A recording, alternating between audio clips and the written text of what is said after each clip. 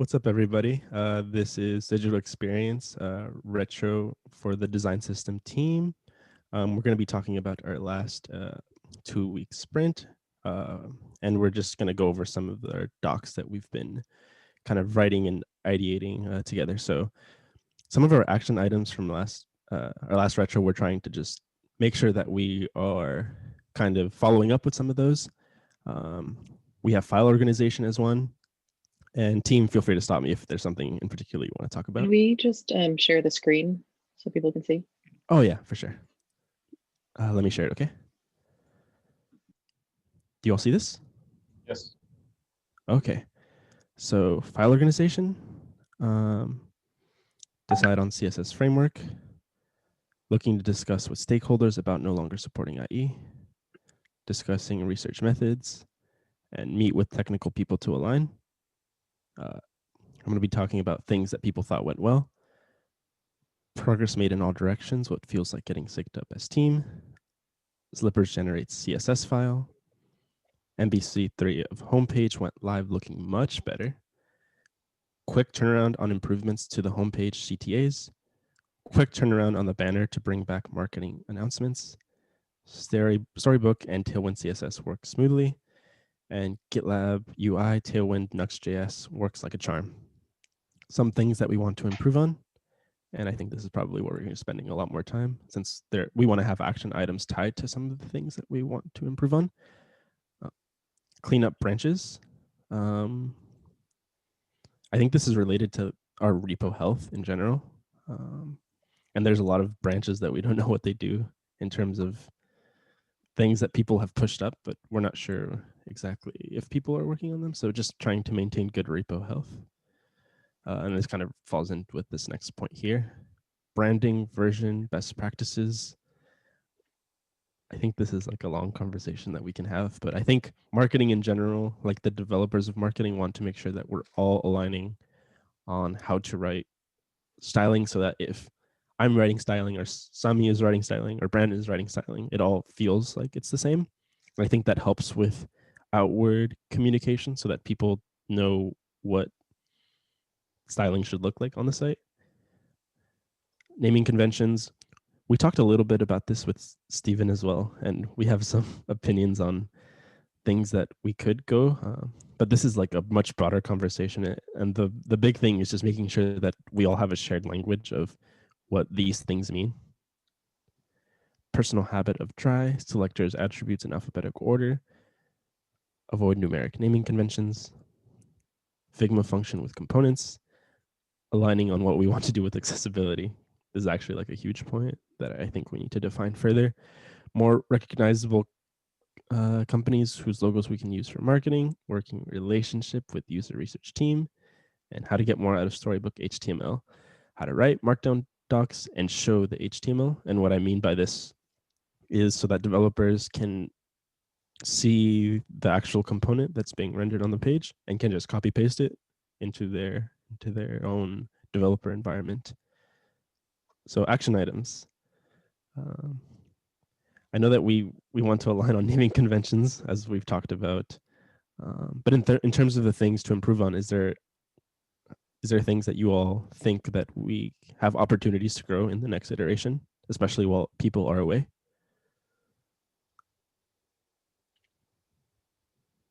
Should maybe we just go through them one by one and see if there's an action item that we can take away? Yeah, that sounds great. So for this one, for cleaning up branches, I'm going to follow up with Brandon and Chad. Okay. Yeah, I think there's a script that we can run just to kind of, maintain the repo health, like you were saying. And I said prune Brandon, the stuff that hasn't been.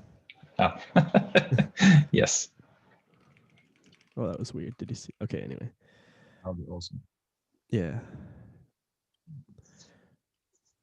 So, what about reducing the number of files on the repo? So that's more of, I think, a long-term goal than an immediate action item. We could see if there are any, an action item could be to kind of analyze our lowest ranking pages that maybe don't get traffic, or if there are any files that are unused.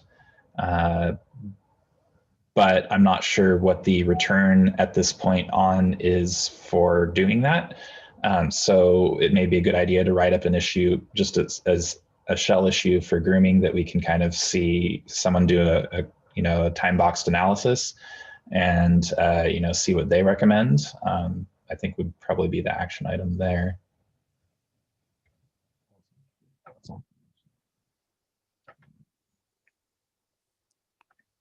Can you sum up your action item really quickly? Sure. Create an issue to research recommendations for reducing items, files in the repo, I guess. Maybe we can arrange and sort files by the last access date. If a file has not been accessed for like 3 years, that means nobody is touching that file, and no program is actually touching that file. Yeah, that'd be a good one too. Yeah, something I think would help is, I don't know what text editor you all use, but for VS Code, you can the search functionality for that is actually really smart, even if you aren't super familiar with like grep. So like for regular expression searching. So I would think that's also a good way kind of to double check like where things are being used. So if something's not being used anywhere and we don't see any value to it, I think we can have the authority to say like, okay, like let's get rid of this. Sounds good. Okay. And we already have kind of the naming conventions stuff in there. Yeah, create issue. That's a good action item there.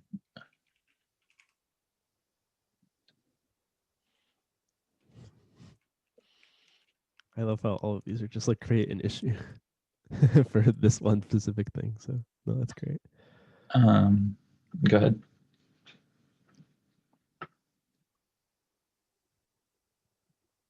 Wait, sorry. I was just gonna say, I think it looks like the next item on the list maybe is the aligning what we want for accessibility. That could be action item is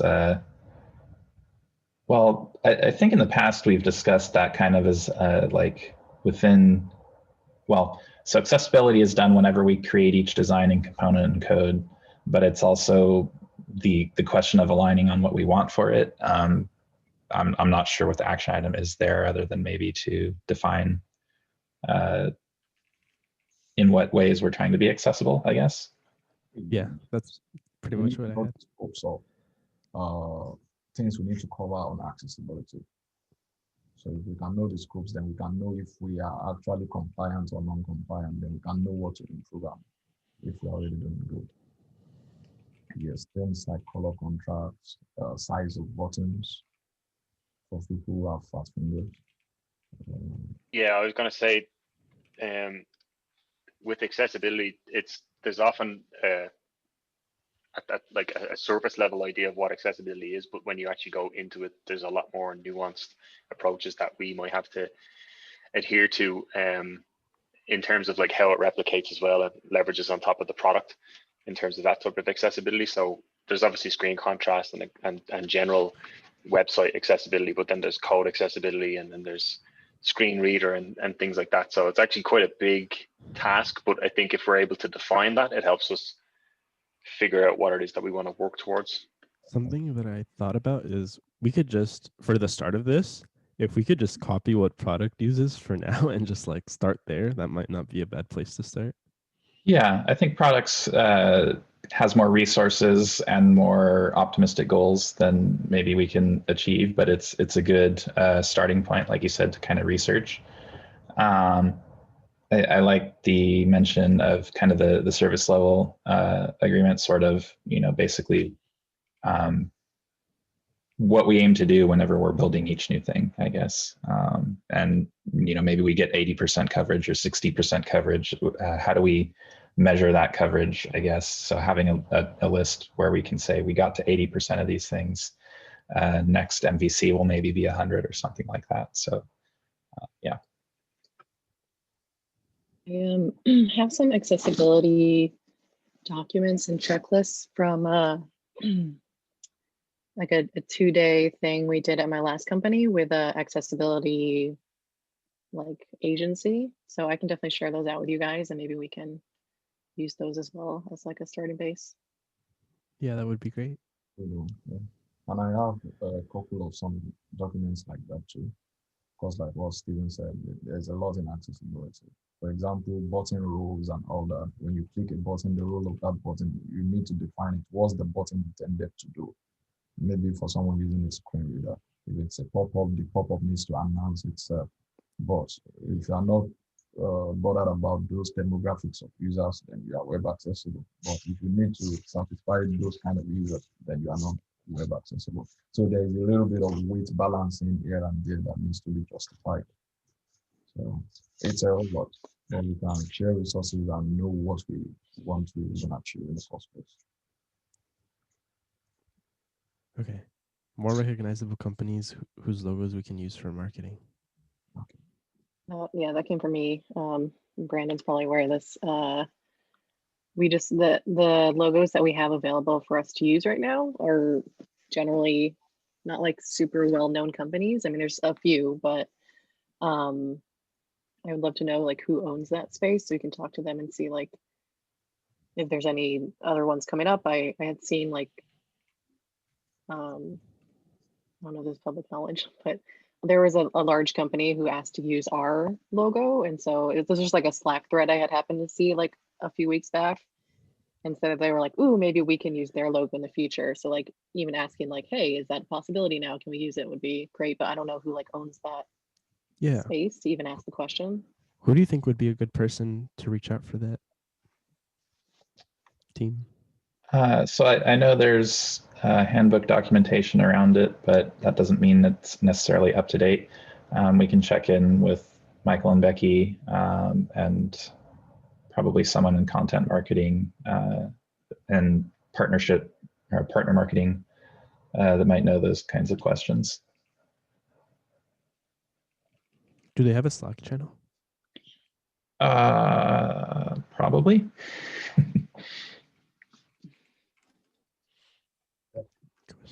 Okay.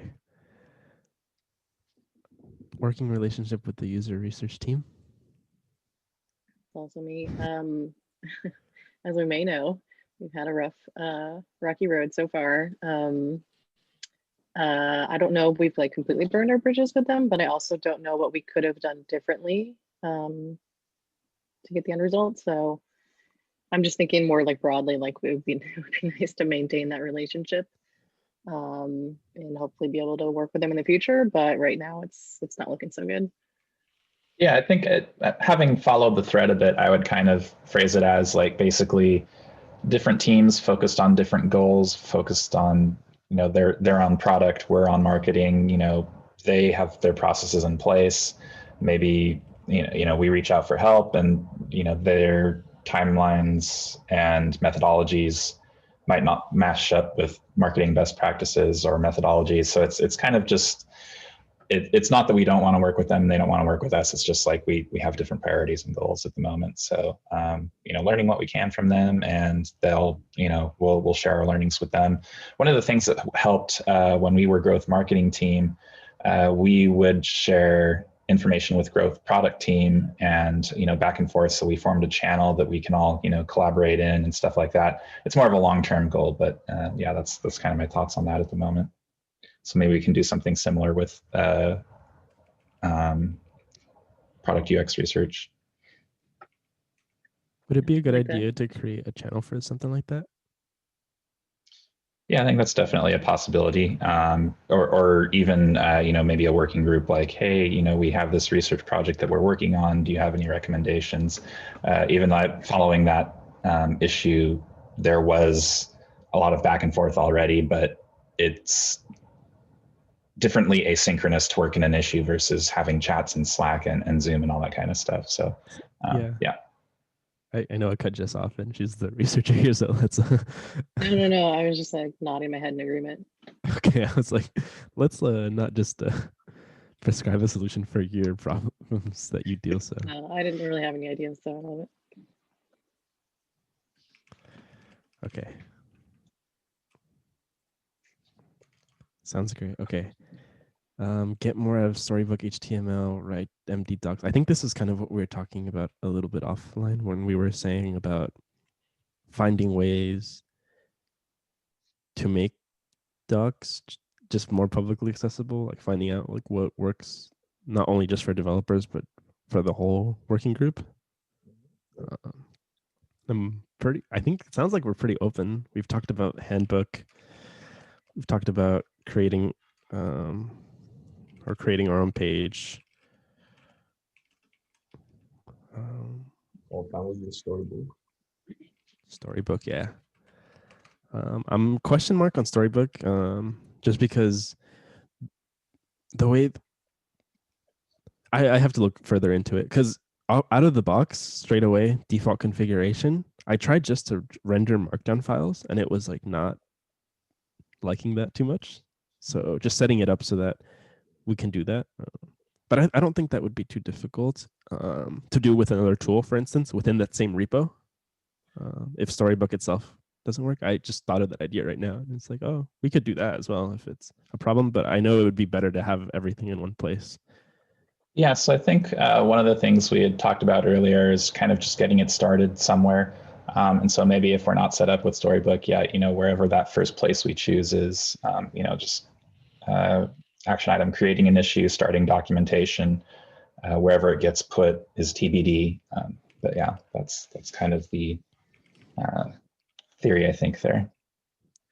Yeah, I think it makes sense to create an issue just to put things in the handbook. And what we can do is link out to other places if we end up moving where that location is. So just say like, this is where we're putting our documentation for now, and just put everything there. And then once we have a more dedicated place for it, we can just link out to that.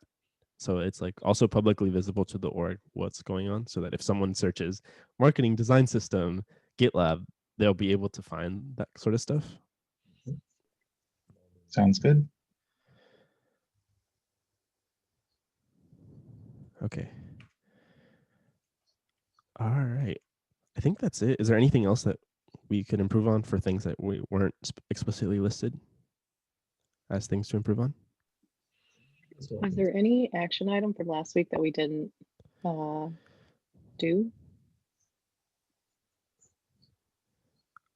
I think we need to discuss the not supporting IE more explicitly from the engineering side. Yeah, I'd be You could fine. like make an issue for maybe, Yeah. or is that too much? Is it No. just like a Slack conversation? I think an issue is good so we can document it, because Slack is ephemeral. So it's good to have that thing that someone can reference later.